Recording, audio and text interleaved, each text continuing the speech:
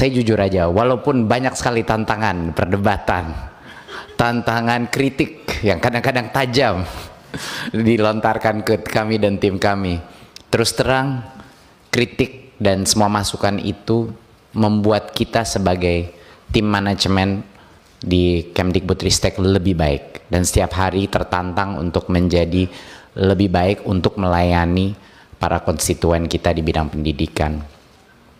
Dan Komisi 10 dengan semua kritikannya, dengan semua, tetap menjadi mitra yang selalu berjuang bersama. Itu yang saya sadari, bahwa misinya itu sama, hatinya ada di tempat yang sama, dan itu yang membuka.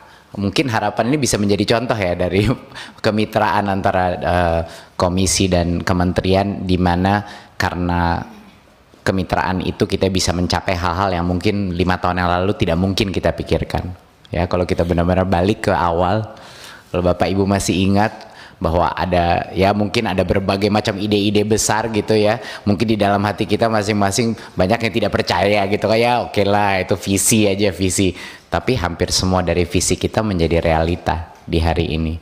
Dan saya ingin mengucapkan apresiasi sebesar-besarnya kepada Komisi 10 atas pengalaman yang luar biasa ini, karena ada kemungkinan besar ini adalah saat terakhir saya akan duduk di sini secara formal dengan Bapak Ibu, tapi kalaupun itu terjadi, harapan besar saya bahwa kami akan selalu menjalin pertemanan, ya kan, sekalinya sudah berdampak di dalam pendidikan, pasti akan selalu punya hati pendidikan di dalam hati kita semua. Dan saya juga ingin ucapkan terima kasih yang sebesar-besarnya kepada tim terhebat di pemerintah ini, Kemdikbudristek.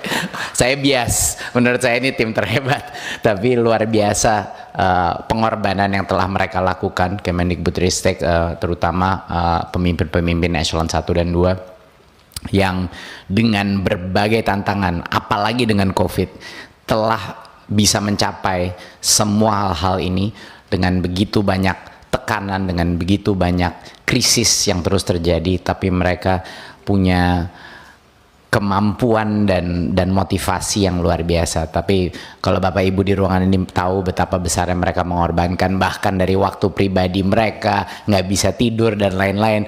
Ini adalah hal yang membuat saya bangga bisa menjadi bagian dari tim ini.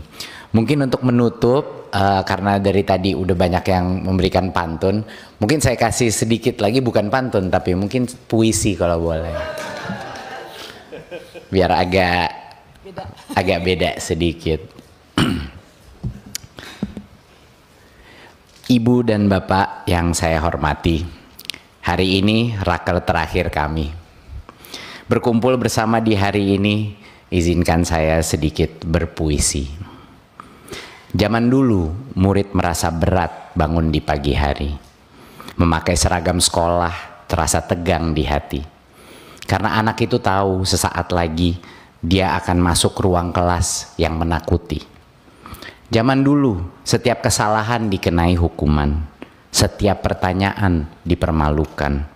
Relevansi dari ajaran semakin membingungkan. Dari hari ke hari, ia semakin ketinggalan. Bukan hanya anak loh yang ketakutan, ibu guru pun tak bisa nafas mengejar pembelajaran. Materi ajar serasa kereta tanpa batas kecepatan. Beban birokrasi membuat guru seperti tahanan. Tetapi di dalam hati setiap anak ada mimpi yang tersembunyi. Keinginan untuk belajar tanpa dihakimi. Kepercayaan kuat bahwa dia punya kompetensi. Keinginan untuk dilihat sebagai manusia mandiri. Dan setiap guru punya firasat di dalam hati bahwa mungkin metode kuno sudah tidak relevan lagi.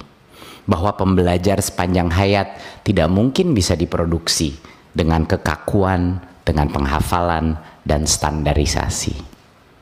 Baik anak maupun guru harus diberikan ruang untuk berkreasi, berinovasi, bahkan untuk berjuang.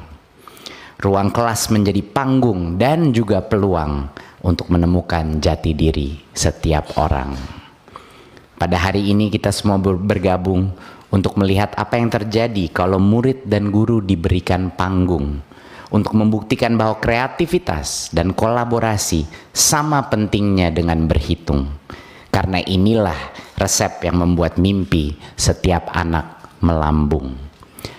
Bapak dan Ibu, proses transformasi membutuhkan sabar. Hampir 5 tahun kami sibuk menanam akar. Baru sekarang bunga perubahan terlihat mekar. Di tangan Anda semua saya titipkan Merdeka Belajar.